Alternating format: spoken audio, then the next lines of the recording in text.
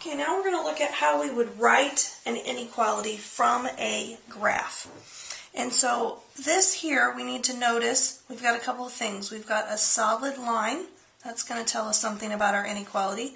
We're shading below the line, that's going to tell us something. And we're given two specific points on that line.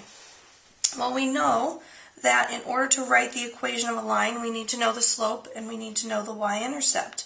And so this process is going to start off very much like we did in Chapter 5 with writing linear equations. So we're going to take our 2 points and we're going to find our slope first.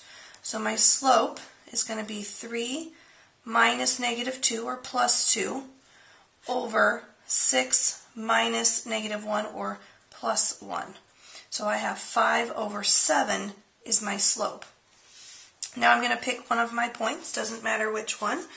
And I'm going to use a modified point slope form. So I have y minus 3, so I'm going to use this point right here, 6, 3. Y minus 3, and then on the other side I'm going to have my slope, 5/7 times x minus 6. Now here, in the past we've used an equal sign because we've written equations, but now we're writing an inequality. So we need to figure out which inequality sign we're going to use. Well, it's a solid line, so we know we're going to have the or equal to part. And we're shaded below, which means it is less than. So now we can go ahead and work with this inequality, getting it in the correct form.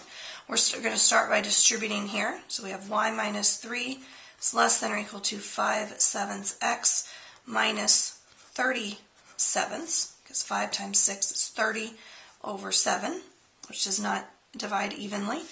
And now we're going to add 3 to both sides. Well, 3, if I'm doing this without a calculator, I need a denominator of 7, which would be 21/7. So I have y is less than or equal to 5/7 x negative 30 plus my 21/7. Negative 30 plus 21 is negative 9, and that's over 7. And so this would be my inequality to go with this graph.